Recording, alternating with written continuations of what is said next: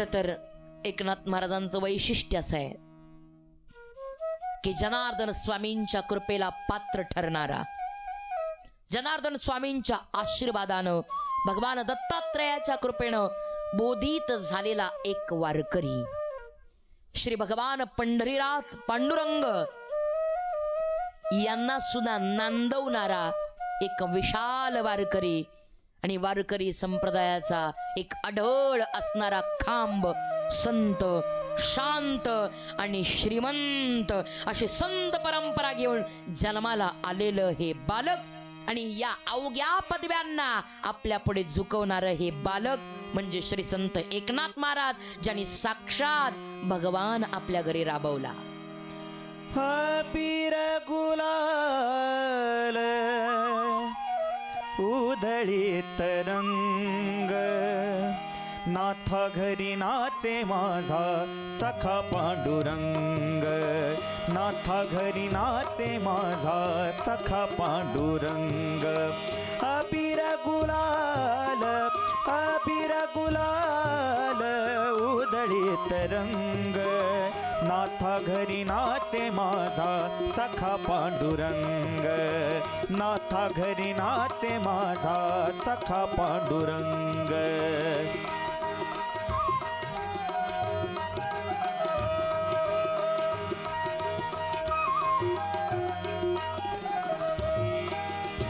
उंबरठ्यासी कैसे शिव आम्ही जातीहीन, उंबरठ्यासी कैसे शिव आम्ही जातीहीन. रूप तुझे कैसे पाहू, रूप तुझे कैसे पाहू त्यात आम्ही लीन.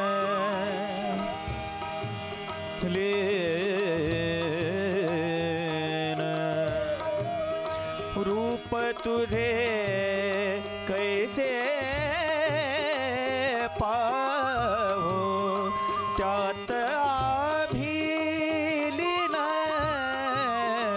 पायरीशी होऊ दंग गावोनी अभंग, पायरीशी होऊ दंग गावोनी अभंग. नाथा घरी नाते माझा सखा पांडुरंग. अबीर गुलाल, अबीर गुलाल उधळीत रंग, नाथा घरी नाते माझा सखा पांडुरंग, नाथा घरी नाते माझा सखा पांडुरंग, नाथा घरी नाते माझा सखा पांडुरंग. अबीर गुलाल.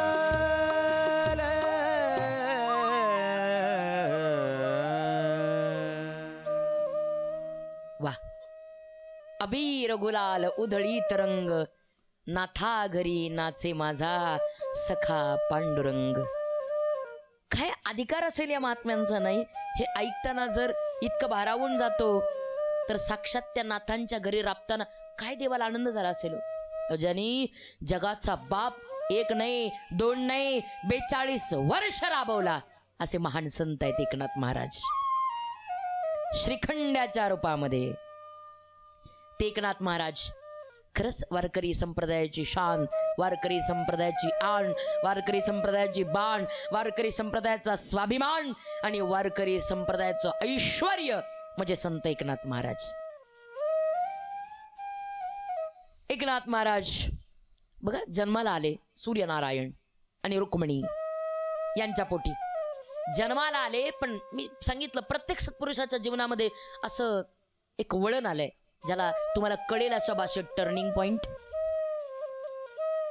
प्रत्येकाच्या आयुष्यात टर्निंग पॉइंट येतो आणि तो आला की माणसाचं आयुष्य बदलतं. आणि टर्निंग पॉइंट आला पाहिजे, त्याशिवाय माणूस बदलू नाही शकत. तो कोणत्या रूपाने येईल नाही सांगू शकत, पण आला पाहिजे. नाथांच्या आयुष्यात आला. त्यांच्या बालपणीच त्यांची आई आणि त्यांचे वडील मरण पावले.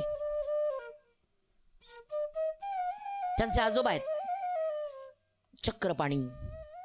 त्या चक्रपाणींनी नाथांचा सांभाळ केला, त्यांना वाढवलं. आजी आजोबा दोघांनी सुद्धा मायेनी ममतेने. एक लक्षात ठेवा, सगळ्यात महत्वाचं नातं जगामध्ये बालका करता आई वडिलांवर जेवढं प्रेम नसतं तेवढं प्रेम बाळाचं आजी आणि आजोबांवर असतं.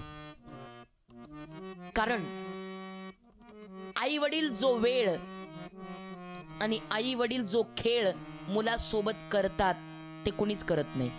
जे त्यांना हवंय, जे त्यांच्याकरता योग्य आहे, जे त्यांच्याकरता आनंद देणार आहे, हे जाणणारे जगामध्ये आजी आणि आजोबा असतात.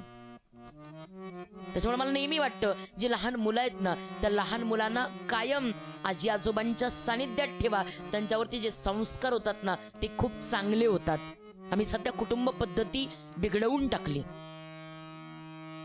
आमच्या कुटुंब पद्धती इतक्या बेकार झाल्या. नाथ महाराजांनी एका बारुडामध्ये म्हटलेलं आहे नाही का, तुम्हाला सांगते वेगळं निघा, तुम्हाला सांगते वेगळं निघा, वेगळं निघून संसार बघा, वेगळं निघून संसार बघा. नाही का, ती सगळ्यांना वेगळं करायला निघालेली आहे. आम्ही एका बारुडामध्ये ऐकतो ना, दादला नको ग बाई मला, नवरा नको ग बाई, दादला नको ग बाई मला, नवरा नको ग बाई.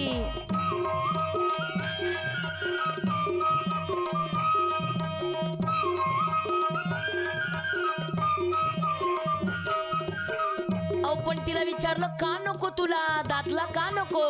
त्यावेळेला तिने उत्तर दिलंय, मुडकेचं घर तुटकेचं छप्पर, मुडकेचं घर तुटकेचं छप्पर. अगं पण मग असू दे की, तुला काय फरक पडणार? ती म्हणली, हा असं कसं? मुडकेचं छप्पर तुटकेचे घर, देवाला देवघर नाही मला, दादला नको ग बाई, दादला नको ग बाई मला, नवरा नको ग बाई.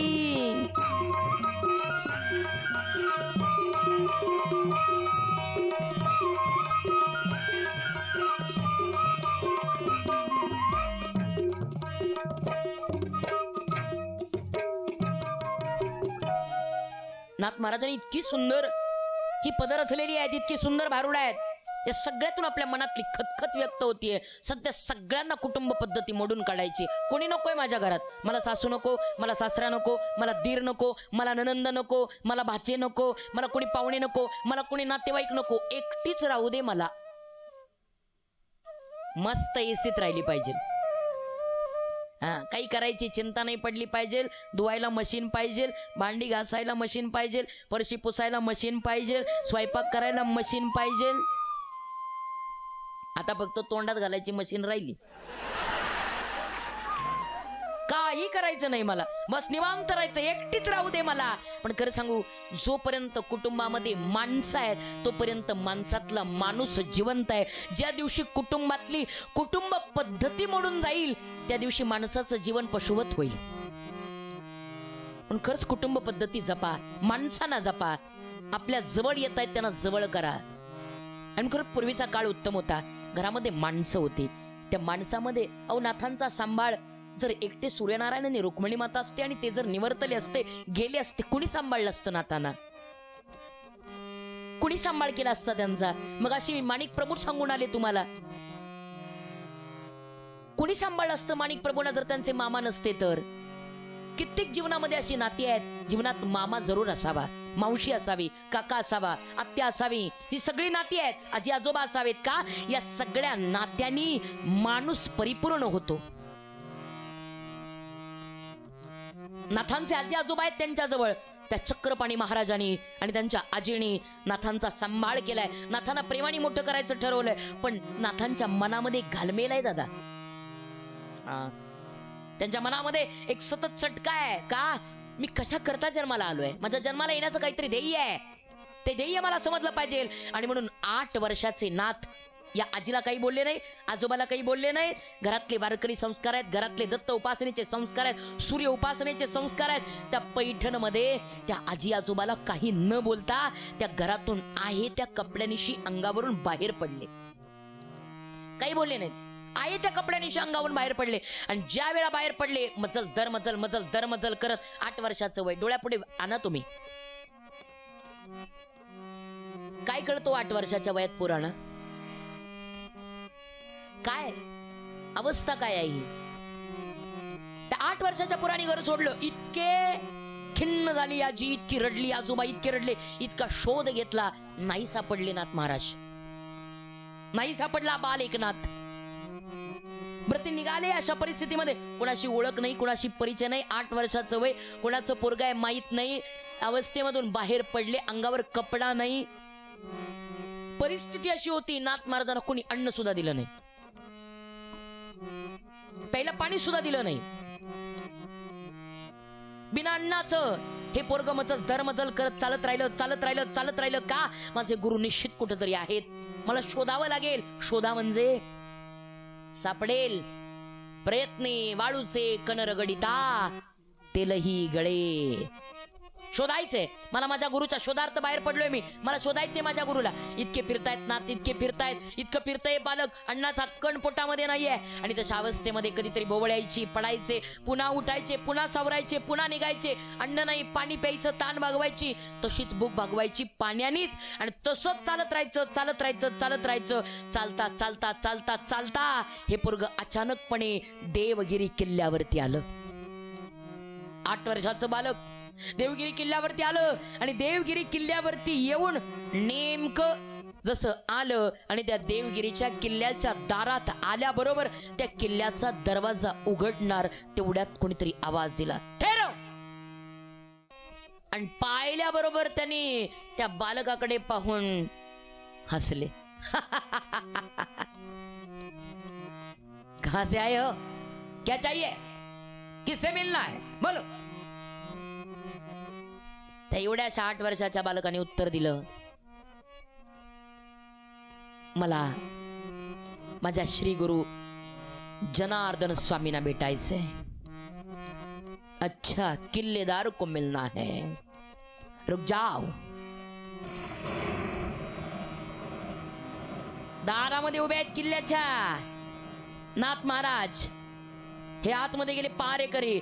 आवाज दिला त्याने, महाराज जी, किल्लेदार जी, कोई तो आपको मिलने के लिए द्वार पे खडा है. असं म्हटल्याबरोबर निघाले जनार्दन स्वामी. तार किल्ल्याच्या दाराजवळ आले आणि तो किल्ल्याचा दरवाजा उघडला. दरवाजा उघडल्याबरोबर नाथ महाराजांनी जनार्दन स्वामींना पाहिलं आणि जनार्दन स्वामींनी एकनाथ महाराजांना पाहिलं. महाराज एकमेकाला पाहिल्याबरोबर, एकमेकाची दृष्ट झाल्याबरोबर या लेकरानं आई पाहिली आणि आईनं लेकरू पाहिलं. जसं एक क्षणात एकमेकाला पाहिल्याबरोबर असं रडू आलं.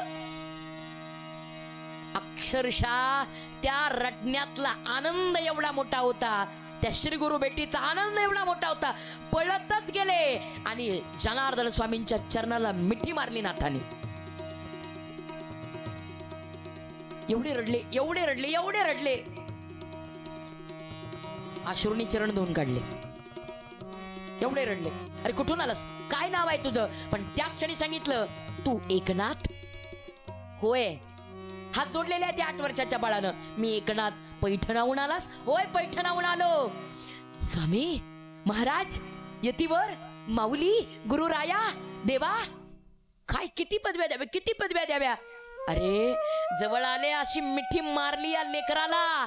पटापट जनार्दन स्वामींनी या नाथांचे पापे घेतले, डोक्यावरून हात फिरवला, प्रेमाने जवळ घेतलं. राजा किती दिवस? एक लक्षात ठेवा, तुम्ही आपण गुरुची वाट पाहायची, पण एवढी गुरुवर श्रद्धा ठेवायची, एवढी गुरुवर भक्ती ठेवायची की गुरुनी आपल्याला, आपण नाही गुरुला शोधायचं, गुरुनी शोधत आपल्याकडे यायचं. ही गुरुची श्रद्धा आहे. आनंद झालेला आहे, मिठी मारलेली आहे एकनाथ महाराजांना या जनार्दन स्वामींनी.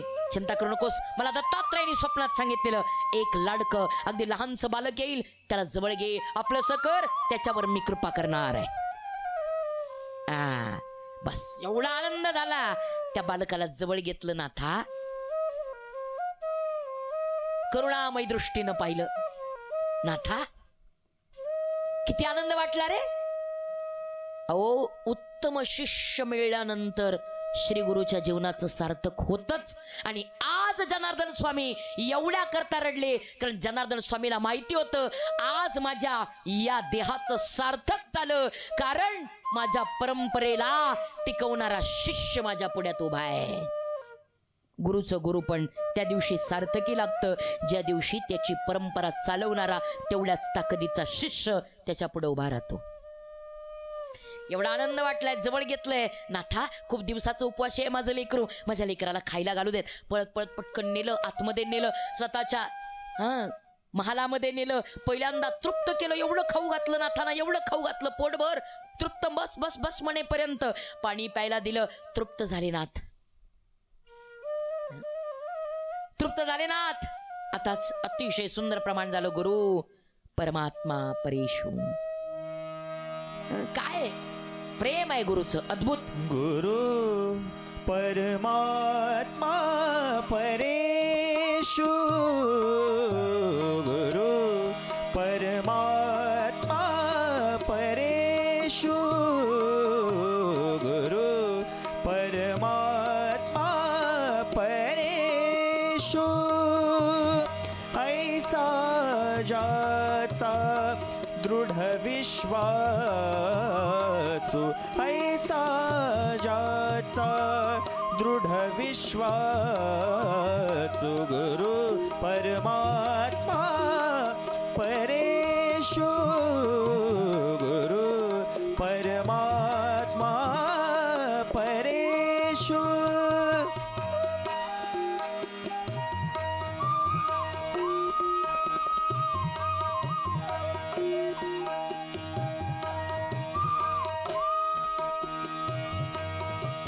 एका जनार्दनी गुरुदेव, गुरुदेव,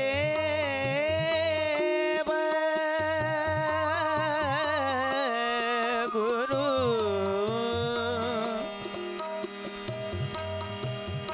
एका जनार्दनी गुरुदेव, तेथे नाही बा संशय, तेथे नाही बा संशय, गुरु परमात्मा परेशु, गुरु परमात्मा परेशु, गुरु परमात्मा परेशु.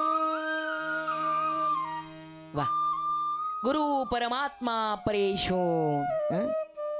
ऐसा ज्याचा दृढ विश्वास हो.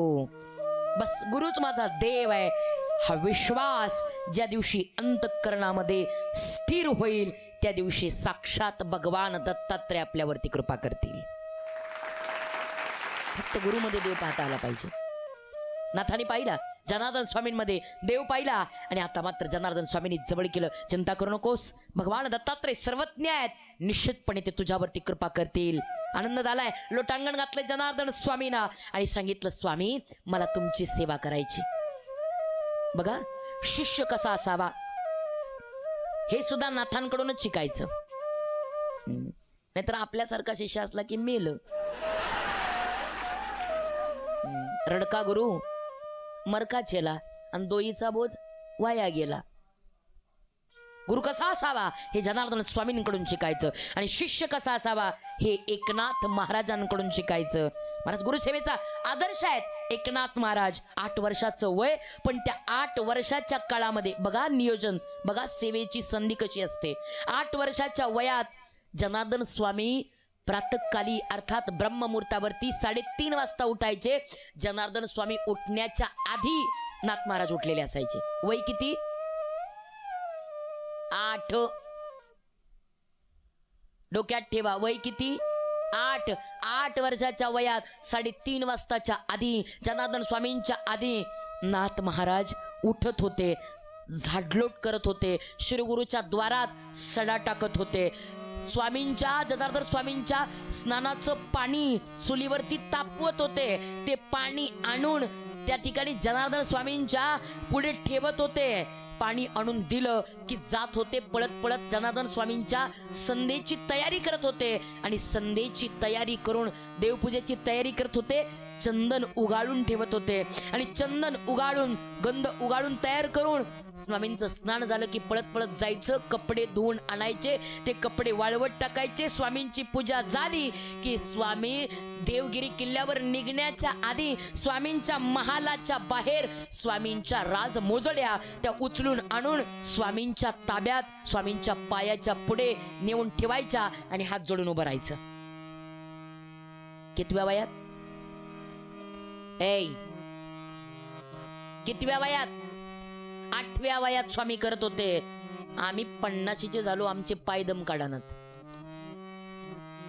8व्या वयात एवढं सगळं करून हजर होत होते. देवगिरी किल्ल्याहून स्वामी आले, जबाबदारी सांभाळून आले, लढून आले, थकून आले, भागून आले की लगेच त्यांच्याकरता गरम पाणी, त्यांच्या चरणाची सेवा.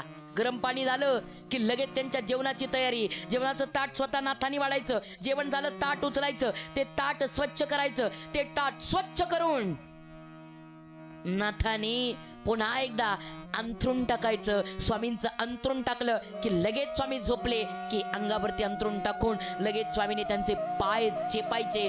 पाय चेपून झाले की त्यांच्या चरणाच्या जवळच झोपायचं. वयाच्या 8व्या वर्षात गुरुसेवेचा आदर्श किती मोठा होता हे शिकायचं असेल तरी सुद्धा नाथांकडून शिकायचं रात्रभर. आणि मग स्वामींनी लहान मोठे झाले. नाथ महाराज मग जबाबदारी कचेरीची दिली देवगिरी किल्ल्याच्या. सगळं लिखाण करायचं, हिशोब ठेवायचा. एक दिवस हिशोबात चूक झाली. नाथांना बघा, तुम्हाला लहानपणी गोष्ट असेल, सुंदर होतं आपलं लहानपण. आपल्या लहानपणी आपल्या हिताच्या गोष्टी होत्या. आता फक्त पैसे कमवायच्या गोष्टी आहेत शाळेत. तुला नेमका पगार कशाने वाढेल, कशाने तुझं पॅकेज वाढवेल हे शाळेत शिकवलं जातं सध्या. पूर्वी आमचं हित कशात आहे हे शिकवलं जात होतं. शाळा सुंदर होत्या. त्या शाळेमध्ये सुंदर पद्धतीने शिकवलं जायचं. आम्हाला गोष्ट होती लहानपणी. नाथ जागे आहेत, रात्रभर नाथांना झोप नाही दादा. रात्रभर एकच आण्याची चूक झालेली. रात्रभर जागे आहेत. त्या एक आण्याची चूक कुठे झाली, कशात झाली, रात्रभर चूक शोधायची चालली. सगळा हिशोब परत पडताळतायत. आणि नेमकं ऐन मध्यरात्री सगळं शांत आहे. त्या ऐन मध्यरात्रीला ती एक आण्याच्या हिशोबाची चूक सापडली. आणि सापडल्याबरोबर मध्यरात्री 1:30 वाजता नाथांनी टाळी वाजवली, सापडली.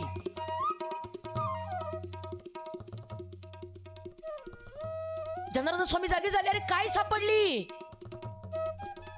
पाहिलं समोर सगळ्या हिशोबाच्या त्या चोपड्या ठेवलेल्या. अरे काय झालं नाथा, एकोबा, अरे काय सापडली, अरे काय सापडली तुला? त्यांनी सांगितलं, स्वामी एक आण्याची चूक सापडली.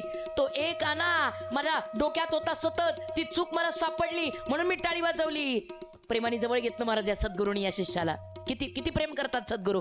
प्रेमाने जवळ घेतलं नाथाला आणि प्रेमाने जवळ घेऊन त्या नाथांच्या डोक्यावरून हात फिरवला. एकोबा, ओ एकोबा, अहो एक आण्याची चूक शोधण्याकरता जेवढे एकाग्र झालात, एक आण्याची चूक शोधण्याकरता जेवढे एकाग्र झालात तेवढे एकाग्र माझ्या कृष्ण परमात्म्याकरता व्हाल तर तो कृष्ण परमात्मा तुमच्या जीवनात येईल. एवढंच शब्द ऐकला आणि बस तेवढंच मनात ठेवलं.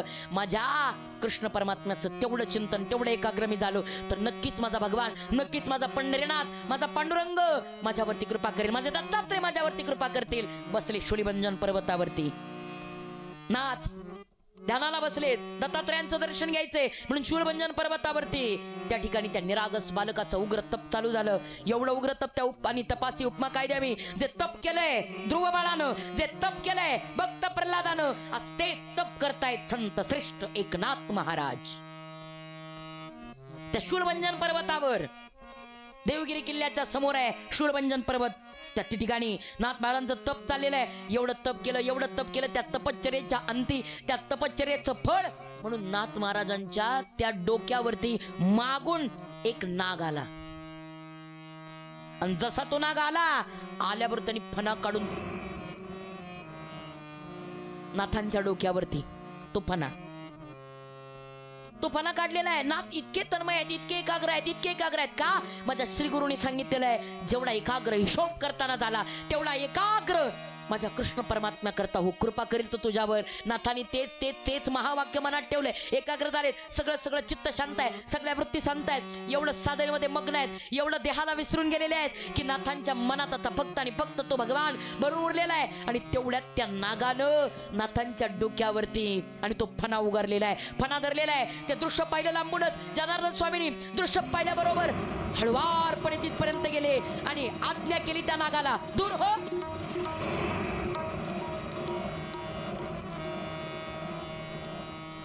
असं म्हटल्याबरोबर तो नाग हळवारपणे दूर झाला. आणि तो नाग दूर झाल्याबरोबर नाथ समोर आले. पाहिलं श्री एकनाथांच्या चेहऱ्यावरती हजारो सूर्यांचं तेज लखलखलेलं होतं. लक्षात आलं की माझ्या नाथांना बस त्यांची भक्ती, त्यांची साधना, त्यांची श्रद्धा परिपूर्ण झालेली आहे. का? अरे ज्यांच्या डोक्यावरती साक्षात भगवन छत्र धरून उभा आहे त्यांच्या जीवनात गुरुकृपा झाली म्हणून समजायचं. नाथांच्या पुढे आले, नाथांच्या डोक्यावर हात ठेवला जनार्दन स्वामींनी. हात ठेविला मस्तकी, प्रसाद देवोनी केले सुखी. एकोबा उठा, आज तुमची साधना परिपूर्ण झाली. पण एकोबा कुठं भानावर आहेत? एकोबा भानावर नाही आहेत. एकोबा इतके इतके इतके इतके भावमग्न होऊन गेलेले आहेत. बस त्यांच्या समोर आहे मस्तकी वरदहस्त ठेवलेला. सांगितलं, एकोबा 6 वर्ष झालं तुम्ही या शूलभंजन पर्वती साधने करता बसलात. 6 वर्षाची भक्ती परिपूर्ण झाली. भगवंतानं श्री दत्तात्रयानं तुमच्या मस्तकी हात ठेवलेला आहे. तुमचं जीवन कृतार्थ झालेलं आहे. एकोबा उठा. पण एकोबा मात्र भानावर नाही. त्या रूपानं दिलेलं दर्शन त्यांच्या पुढे आहे आणि जे दर्शन त्यांच्या पुढे आहे ते दर्शन त्यांना साकारतंय. त्रिगुणात्मक त्रयमूर्ती दत्त हा जाणा. त्यांच्या पुढे ते दर्शन आहे, त्रिगुणात्मक आहे, त्रयमूर्ती आहे. माझा दत्त माझ्या पुढे उभा ठाकलेला आहे.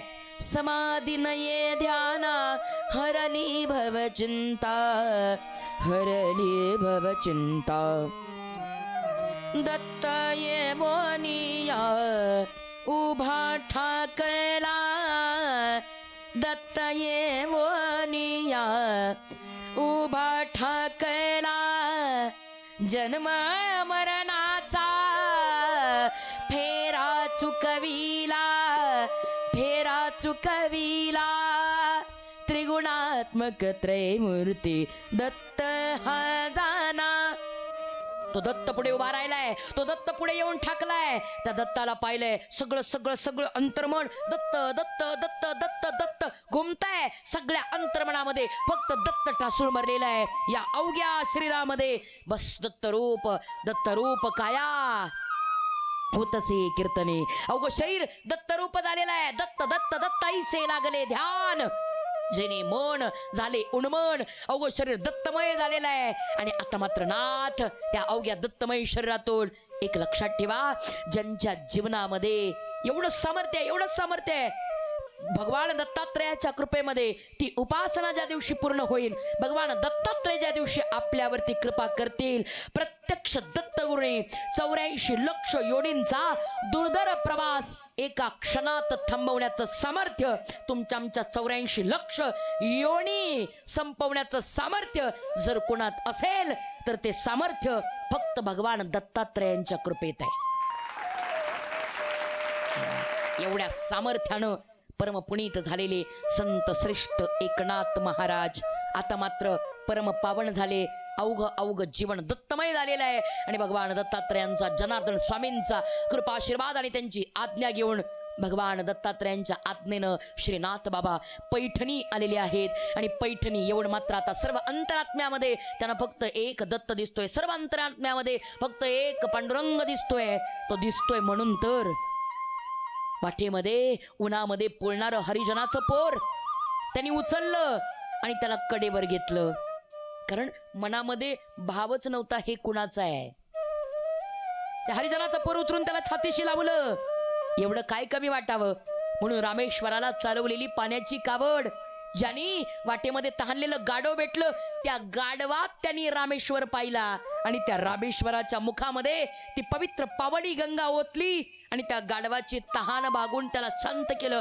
एकानं विचारलं, नाथ बाबा, अहो त्या गाढवाला तुम्ही गंगा पाजली, ते म्हणले खरं सांगू, मला त्या गाढवात सुद्धा माझा रामेश्वरच दिसला.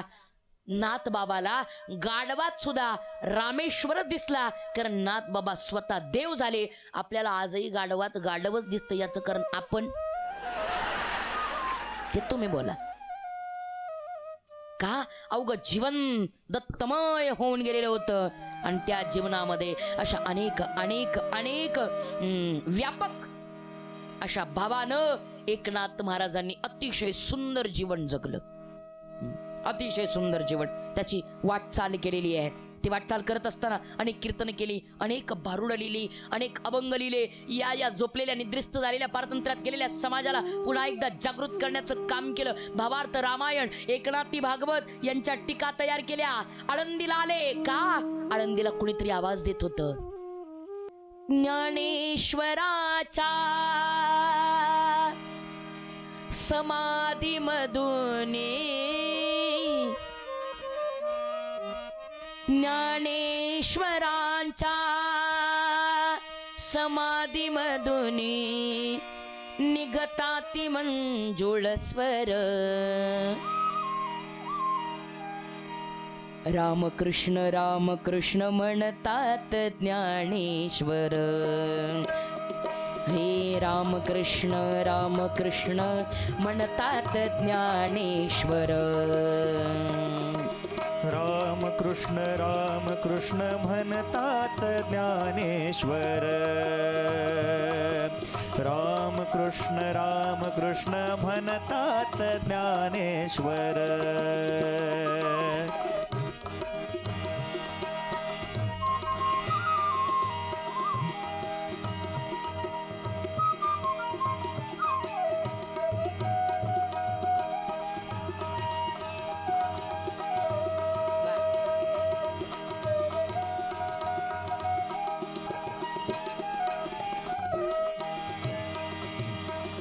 ज्ञानेश्वराच्या समाधी मधुनी, ज्ञानेश्वराच्या समाधी मधुनी निघतात मंजुळ स्वर.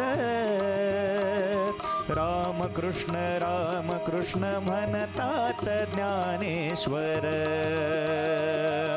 रामकृष्ण रामकृष्ण म्हणतात ज्ञानेश्वर. रामकृष्ण रामकृष्ण म्हणतात ज्ञानेश्वर. वा, कुठून तरी आवाज येत होता नाथांना, नाथ नाथ, हे नाथ, हे नाथ, आळंदीला याल, आळंदीला याल. विश्वाची माऊली, अनाथांची सावली, अखिल कैवल्य साम्राज्य चक्रवर्ती संत श्रेष्ठ ज्ञानेश्वर महाराज आवाज देत होते, नाथ नाथ, आळंदीला याल काय? काय झालंय? कशा करता आळंदी, कशा करता यायचंय? आणि त्यावेळेला कुठून तरी आवाज आला, नाथ मी ज्ञानेश्वर महाराज. काय सांगू, ज्यावेळेला एवढा आवाज ऐकला, दाड करत ज्ञानेश्वर महाराजांचा आवाज ऐकल्याबरोबर नाथ महाराज समाधीतून अगदी झोपलेतून जागे झाले. पाहिलं, ज्ञानोबारायांचा आवाज, माझ्या आराध्याचा आवाज. अतिशय प्रेम ज्ञानेश्वर महाराजांवरती एकनाथ महाराजांचं, अतिशय जीव. हे लावणार समाधी वर्णन, सगळं सगळं सगळं ज्ञानेश्वर महाराजांचं चरित्र नाथ बाबांच्या दृष्टीपुढे आहे, आणि त्याच्यामुळे नाथ बाबांचा आदर्श ज्ञानेश्वर महाराज आहेत. माझी माऊली मला आवाज देतीये, माझी माऊली मला खुणवतीये, माझी माऊली मला आवाज देतीये. नाथ त्या क्षणी पैठणातून सुटले, जे सुटले त्या अलंकापुरीत. पाहिलं, अलंकापुरी घनदाट अरण्याने भरलेली होती. पाहिलं, सिद्धेश्वराच्या जवळ अवघ अवघ अवघ वातावरण बिघडून गेलेलं होतं. तो सिद्धेश्वर गवतामध्ये होता, दाट दाट दाट वृक्षाच्या झाडपाल्यात अडकलेला होता. पळत पळत नाथबाबा तिथे गेले. जाऊन नाथबाबांनी त्या सिद्धेश्वराच्या जवळची सगळी सगळी झाडी तोडली, सगळं सगळं स्वच्छ केलं, सगळं पटांगण स्वच्छ केलं. आणि मग मात्र नाथांना अजूनही आवाज येतोय, नाथ नाथ नाथ. ज्या वेळेला तो आवाज नाथांच्या कानापर्यंत पोचतोय, नाथाला चैन नाहीये. सिद्धेश्वराचं पटांगण साफ करता करता करता करता लक्ष गेलंय. त्याच सिद्धेश्वराच्या पुढचा नंदी, तो नंदी खुणवतोय, नाथ इथे याल, नाथ इथे याल, नाथ इथे या. हेच द्वार आहे, हेच द्वार आहे. हलविला नंदी शिवाचा डबळा, लावियेली शिळा युवराची. नाथ हेच द्वार आहे. त्या नंदीच्या जवळ गेले, त्या नंदीला हळवारपणे बाजूला केलं आणि नाथ पटापट पटापट पटापट पटापट अनामिकपणे डोळ्यापुढे चित्र आणा, काय ते दृश्य असेल. नाथ हळवारपणे अनामिकपणे पटापट पटापट पटापट त्या नंदीच्या तिथून आतमध्ये जायला लावले. त्या विवरामध्ये गेले. अतिशय अतिशय दुरावस्थेमध्ये असणार ते विवर आतमध्ये गेले आणि आतमधलं दृश्य पाहिलं. अक्षरशः नाथ या विश्वात उरलेच नाही. का? समोर कोण होतं माहिती आहे? बेलपान अंतरलेले, पांढरी फुलं, अतिशय रंगबेरंगी फुलं अंतरलेली. त्या रंगबेरंगी फुलावरती अतिशय सुंदर आसन घातलेलं, अतिशय सुंदर अशा शुभ्र आसनावरती सुंदर अशी भीममुद्रा. समोर निरांजनी आहे, त्या निरांजनीच्या पुढे ज्ञानेश्वरी आहे.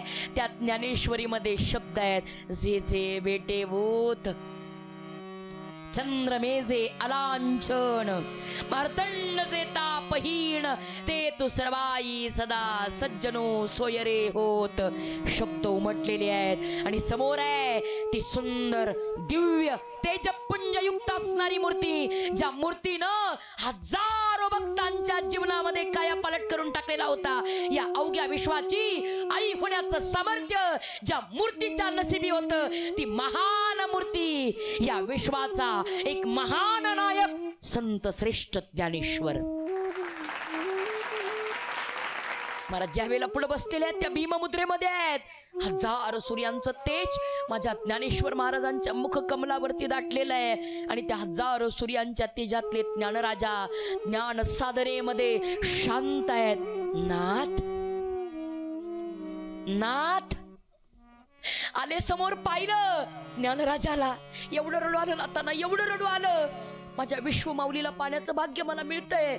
माझ्या नाथाने विश्वमाऊलीला पाहिलं. काय नाथ भाग्यवान असतील महाराज. एकनाथ महाराजांसारखा भाग्यवान जगात कोणताच जीव नाही, ज्या जीवानी ज्ञानोबा राहायला पाहिलं. ज्ञानराजांची चिरंतन मूर्ती, तो देह सावळा सुकुमार, साक्षात भगवंताला इलाजवेल असा देह नाथबाबांच्या पुढे समाधिस्थ आहे. ती मूर्ती पाहिली, नाथबाबा गेले तसे त्या चरणाला मिठी मारली. माऊली माऊली आवाज दिलात. माऊली नाथ नाथ माझं एक छोटस काम आहे नाथ. माऊली बोला ना. नाथ माझ्या या कंठाशी अजान वृक्षाची मुळी लागलेली आहे, एवढी मुळी काढाल काय हो, माझ्या कंठाला त्रास होतोय. असं म्हटल्याबरोबर हळुवारपणे नाथ गेले माऊलींच्या जवळ. काय काय काय पवित्र हात असतील हो, काय पवित्र देह असेल नाथांचा. मला बोलायला लागलं तरी अनावर होतंय. काय पवित्र असतील, काय काय भाग्यवान असतील नाथ. मला ज्या वेळेला नाथांनी ज्ञानोबारायांच्या कंठाला स्पर्श केला, काय काय पवित्र असेल हो ते जीवन. ज्या कंठातून ज्ञानेश्वरी सारखं अद्वितीय वाङ्मय निर्माण झालं, ज्या कंठाने विश्वाच्या कित्येक लेकरांची आई म्हणून भूक मिटवली, तहान मिटवली, आई म्हणून या जगाला आईचा आनंदोत्सव साजरा करण्याचं भाग्य दिलं, त्या कंठाला हात लावण्याचं भाग्य नाथबाबांना लाभलं. त्या कोमल नाजूक कंठाला हात लावला, हळुवारपणे ती मुळी बाहेर काढली. नाथबाबांना वरदहस्त दिलाय ज्ञानोबारायांनी आणि ज्या वेळेला वरदहस्त दिलाय त्यावेळेला सांगितलं, नाथ ज्ञानेश्वरीची प्रत शुद्ध करा. अहो विश्वाच्या माऊलीनं लिहिलेली ज्ञानेश्वरी, ज्ञानाच्या सागरानं लिहिलेली ज्ञानेश्वरी, त्या ज्ञानेश्वरीला शुद्ध करण्याचा अधिकार ज्यांचा ते सच्शिष्य आणि एकनाथ महाराज.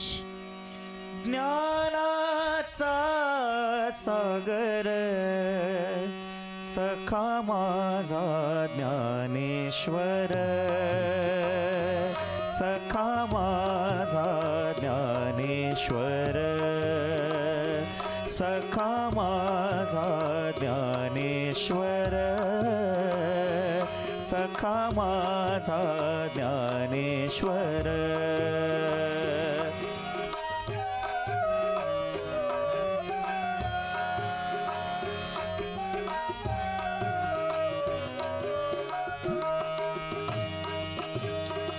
ज्ञानाचा ज्ञानाचा ज्ञानाचा सागर सखा माझा ज्ञानेश्वर सखा माझा ज्ञानेश्वर सखा माझा ज्ञानेश्वर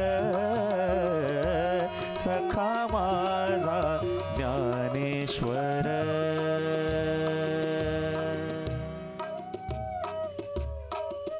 एवढं भाग्य ज्या नाथांचं त्या श्री संत एकनाथ महाराजांच्या आणि जनार्दन स्वामींच्या चरणावरती साष्टांग दंडवत. आणि आजच्या सेवेला या ठिकाणी पूर्णविराम. पुंडली कबरदारी विठ्ठल श्री ज्ञानदेव तुकाराम पंढरीनाथ भगवान की जय. माऊली ज्ञानेश्वर महाराज की जय. जगद्गुरु संत तुकाराम महाराज की जय. अवधूत चिंतन श्री गुरुदेव दत्त. श्री जनार्दन स्वामी महाराज की जय. एकनाथ महाराज की जय. आजची कथा अतिशय सुंदर झाली. दत्तभक्ती आपल्याला काय शिकवते? जीवनामध्ये कुठल्याही परिस्थितीमध्ये आपण मात्र शुद्ध अंतःकरणाने प्रामाणिकपणे भक्ती मार्ग पुढे पुढे अवलंबिला पाहिजे. भक्ती करत राहिली पाहिजे. यासोबतच आई वडिलांची काळजी घ्यायला हवी, त्यांच्यावरती प्रेम करायला हवं.